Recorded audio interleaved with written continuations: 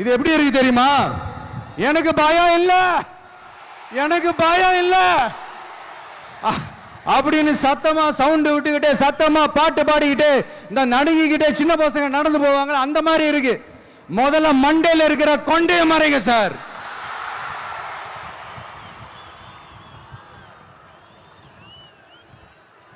சும்மா மாறு வேஷத்துல மறு வச்சுக்கிட்டு மீடியா ஆளு ரேடியோ ஆளுன்னு இவங்க ஆளுங்களே மாத்தி மாத்தி அனுப்பிக்கிட்டு இதெல்லாம் என்ன மக்களுக்கு தெரியாதுன்னு நினைச்சிட்டு இருக்கீங்களா? மக்கள் எல்லாத்தையும் உன்னிப்பா கவனிச்சிட்டு இருக்காங்க. அதனாலதான் சொல்றேன், உங்களுக்கு நீங்க கொள்ளையடிச்சு வச்சிருக்கிற காசு தான் துணை. ஆனா எனக்கு என் மேல எல்லையில்லா பாசம் வச்சிருக்கிற இந்த மாசு தான் துணை.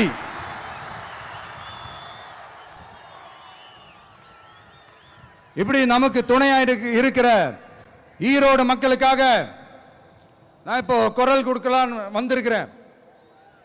சரி, இப்ப விஷயத்துக்கு வருவோம். பெரியார் அவர்கள் கிட்ட இருந்த அந்த செல்வாக்கையும் அந்த பதவிகளையும் அந்த பவரையும் வச்சுக்கிட்டு அவர் என்ன சொன்னார் தெரியுமா? இவ்வளவு செல்வாக்கு, இவ்வளவு பதவிகள், இவ்வளவு பவர் இருந்தோம் நான் ஒரு 5 பைசா காசு சம்பாதிச்சிருப்பேனா? எனக்கோ இல்ல என் குடும்பத்துக்கோ பட்டங்கள் வேணும், பதவி வேணும்னு ஏதாவது கேட்டிருப்பேனா? இல்ல ஏதாவது லாபம் பார்த்திருப்பேனா? இல்ல எதுக்காவது ஆசைப்பட்டிருப்பேனா? ஆனா அவர் பேரை சொல்லிக்கிட்டு அவருடைய கொள்கையை ஃபாலோ பண்றதா சொல்லிக்கிட்டு இப்ப ஆட்சியில இருக்கிறவங்க என்னெல்லாம் செய்யறாங்கன்னு